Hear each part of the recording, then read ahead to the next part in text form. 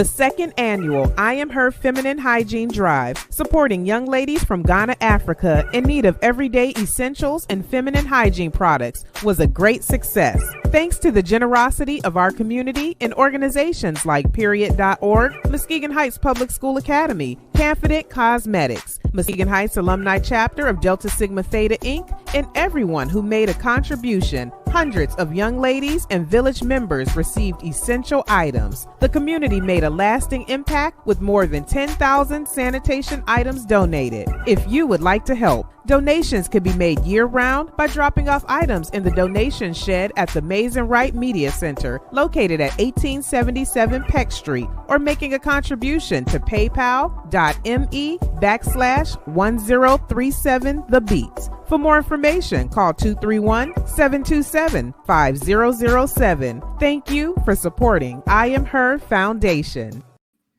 My good friend, Big Rob, how you doing, brother? I'm fine, sir. And you? Blacknificent, man. I am doing great in spite of everything. You get your taxes done? Yeah. Let's go with that. Yeah, let's go with that. I know that wasn't part of the script. Yeah, let's just go with it. Let's go with it, bro. Let's go with it. Well, you know, the idea of having an all-boys school is not new, right? It's not? No, it's not new. It's not I thought it was new. It's been around. That idea of having a all-boys academy, it's been around for a long time. And our guest today has been very successful with that, Big Rob, in the Washington, D.C., the Virginia area, the DMV area. And so we're happy to bring on the show from Richmond, Virginia, the good brother, Mr. Stephen Spruill, founder of the EMERY L Boys Academy. How you doing today, Doc? I'm doing well, sir. How are you? It's good to be here. Blacknificent, Good to have you. Good. Tell us about your academy there in the DMV. Absolutely. It's I taught in public ed for almost 20 years until I just couldn't take it anymore. The public school system is designed to not enhance black males, but to slow them down at some point. It's not a good thing for us, and it just gets worse and worse. I got to the point where I was in this cycle where by the end of every school year, my class was full of little black boys because teachers who've never interacted with black males out of these little schools, they'd always say, send them to Mr. Spruill's class, because they were, in their eyes, troublemakers. But that was never the case. So their conclusion was to just put them on Ritalin, put them on some kind of medication because obviously they need it. So that thing started to bother me, and I just said, you know what, I'm going to leave this system and do my own thing. And so in 2004, in DC, I was teaching at Metropolitan Baptist Church. I taught there for 2 years, and after that, I left and decided to open my own school. So I did so in 2004, and I named it in honor of my college band director, the great EMERY L, director of bands at Norfolk State University. He's retired now. He's about to turn 96 in July. So Wow. It's been a blessing to do that. And I was just able to do things that you just couldn't do in the public system. First of all, my foundation was built on history. And here's the phenomenon with that the public school system will never do. I overdosed us on history, our history. And from that, the mission was to build self-esteem, and it did. When our children know where we come from and what we've done, then they have no fear or embarrassment of tackling all other subjects because they understand that our ancestors are the reason for those subjects. And so that was something that was just phenomenal in itself. I graduated 4 boys from high school who all went to college on scholarships. And the first graduate was, his father was living in DC and he heard about the school, and he went and got his son from High Point who was living with his grandmother. He was about to fail, drop out of school, and he put him in my school. And by the time he graduated in 2010, he graduated with honors.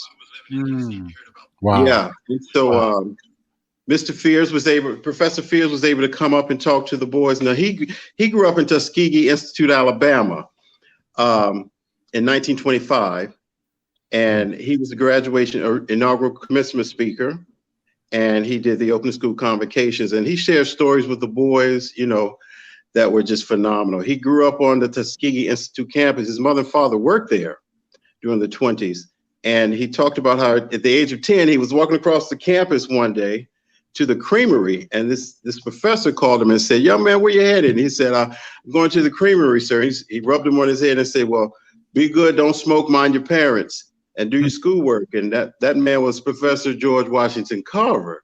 Wow. And so after Professor Fears spoke to the boys, and had like a roundtable discussion, one of my first graders came to me and said, "Mr. Spruill, I shook the hand of George Washington Carver." And that thing blew me away, because that is something else our kids don't understand, that time isn't a million years ago. Things didn't happen a million years ago.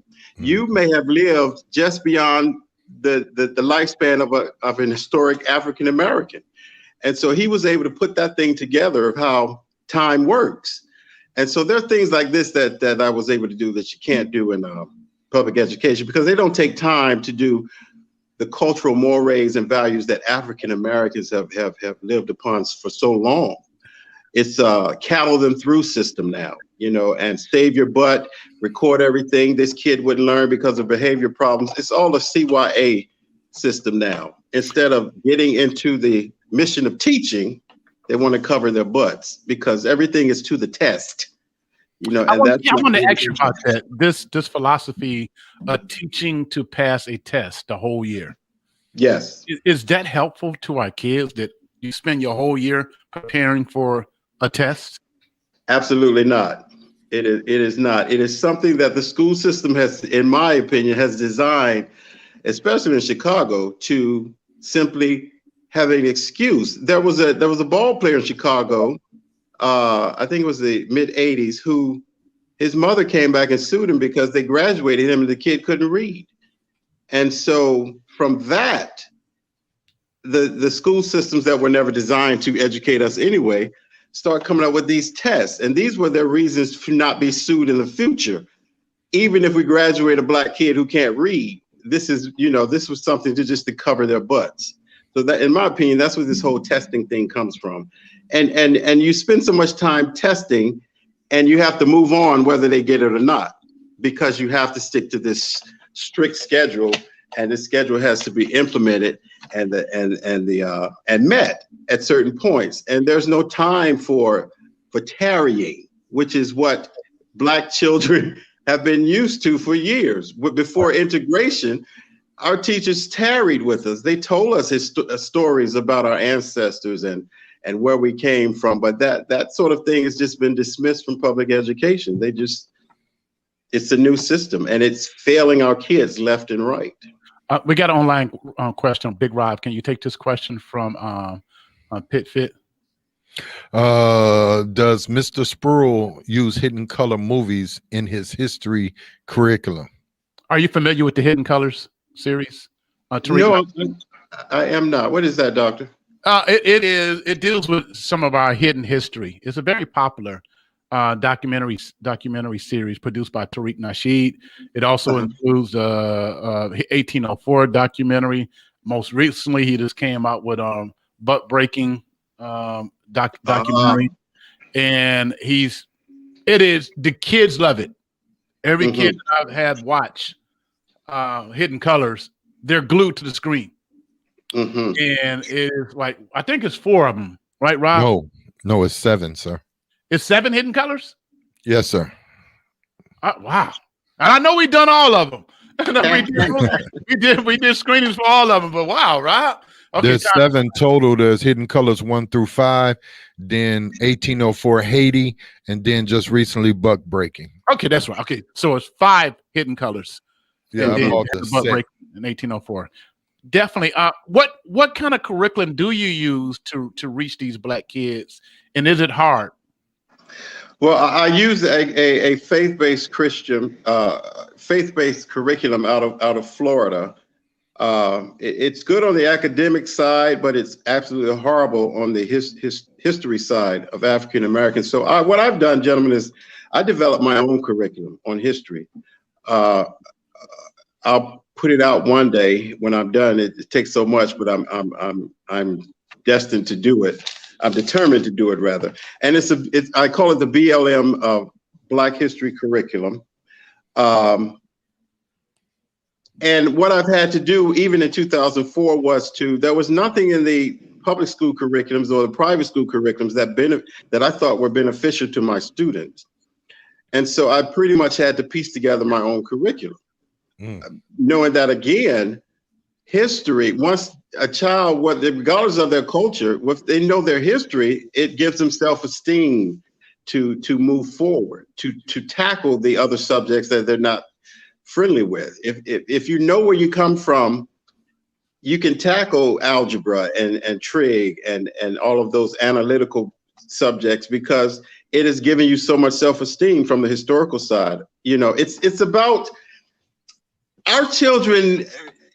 We are people who like to get hyped from stories, and it's not that we like to get hyped, but that's our moray. That's how we move. We hear things and it energizes us, and we move forward, and we break down barriers.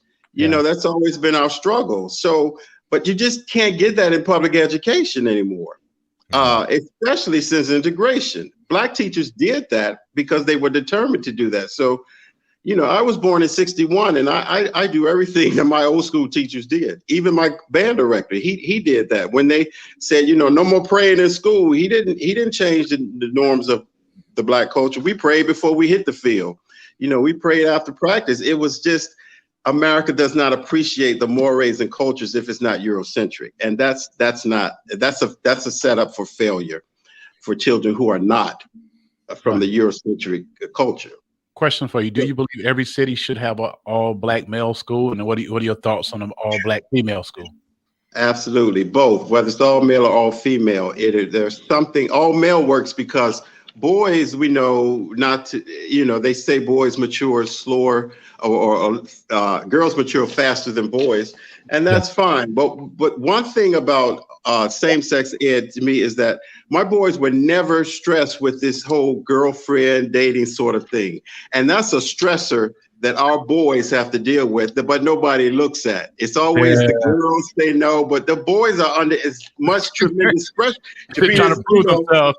Exactly. And that's a stress that is overlooked. You don't have no money. You don't have the money or the looks. Exactly. So that's a big, take an inhale, deep breath for them. They don't have to deal with that, and we've had skull sessions where fathers come in, and same-sex ed works right now. I think it's really needed, especially for Black boys, because they can be in an environment where they're uplifted and they learn how to support one another. And it's okay, to help a brother up and to shake a brother's hand and give a brother a hug, That's where we came from. That's where school system got us away from, and that's what we need to get back to. Rob, you got any questions, or I can come to you next? I got a couple. I'll come to you next, Rob. What books do you have your kids read when they come in? What do you tell them to read? Oh, I read. We read everything by any Black author there is out there, and if it's a very lengthy book, I'll divide it up chapter by chapter. We'll write papers on it, discuss chapter by chapter. But Dr. Cress Wessling, she's one of my heroes. We get into her a lot, and because there's an understanding of what's the problem with our Black culture. Not saying that it's a problem, but what has been the things that have influenced us to lose our way, if you will. And so we study her in depth, and I do a lot of African history, and there are just so many things that I just pick up, brother. We're live with Stephen Spruill. I don't know. Great Black leaders. I think your connection, when you move, I think your connection got kind of weak there. I just wanted to show you that. Okay. I see. Okay, let me try. This better? Okay. Yeah. Yeah, this is one of my favorite books, and it takes Imhotep, Nelson Mandela, King, of course, and I just take books by Black authors and about Black history, and that's enough there to just incorporate a whole new curriculum that benefits my students. So that's pretty much where I go from. Hey, go ahead, Big Rob. Yeah. I was I was going to ask the same thing about books. What books do you give those kids? But how are they in college once they get to college? Well, the 4 boys that graduated went to 2 went on scholarship to Penn State, George Mason, and West Virginia University. And I have four seniors or juniors at the time who got into the Morehouse College Coca-Cola summer camp, and that was pretty tough to get in. And I got 3 of my boys in there, and so that was a big thing for them. So the Black newspaper in DC did an article on them, and they really love that. Is it hard to maintain an all boys Black school? Oh, no, absolutely not. Because I had a lot of support from parents and especially fathers, whether they were from a 2-parent home or not. The fathers, it didn't matter. The fathers came out, and because they liked what they saw, and they were able to implement what a Black boy needs to hear. He can hear it 1,000 times from his mother, but his father can say it one time and he'll get it. So that was the kind of mood that was set in an all boys environment, or it can be set and is displayed in an all boy environment. We got a lot of Black men who want to do so much to help the Black boys, but they don't know how. And that was the situation with my school. My father was so into this because they had a setting where we got these boys and we just need to fix, help them up. And that was great. That was great for them.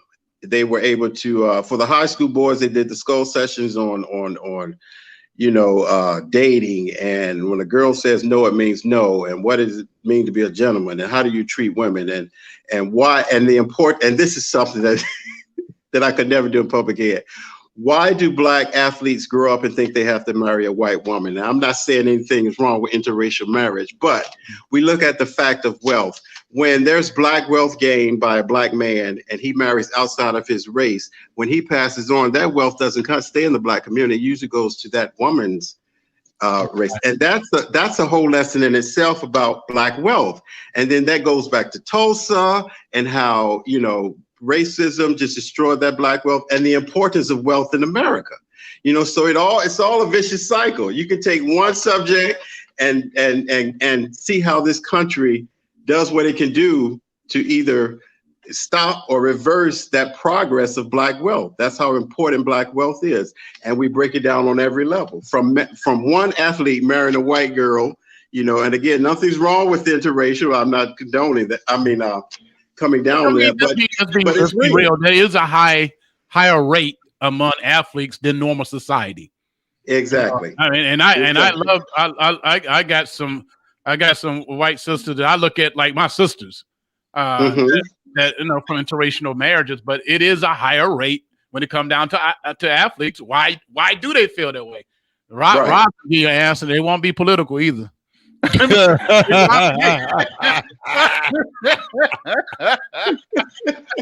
why I'm not gonna ask you right now, because it's your time. So Rob will go there. I'll definitely go there, but it's your time, brother. And he's mixed, so he can talk about it. Yeah, I can definitely talk about it. My mother was white as snow and daddy was black as chocolate. Okay, all right. So I can definitely talk about it and tell you how I feel, but this is all about you, brother.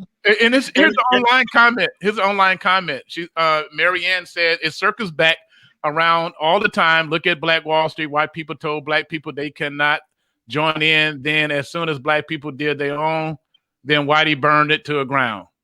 All right. Mm-hmm. All right. Thanks for the comment, Mary Ann. Thanks for the comment.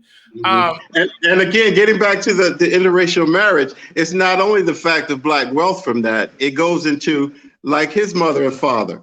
Why was it against the law to marry? So there's another level of that whole black-white mixture that, you know, the ugly side of America wants to destroy. So it just go all over the place with that, from wealth to interracial marriage to racism, you know, being the reason why once upon a time, black man couldn't even look at a white woman.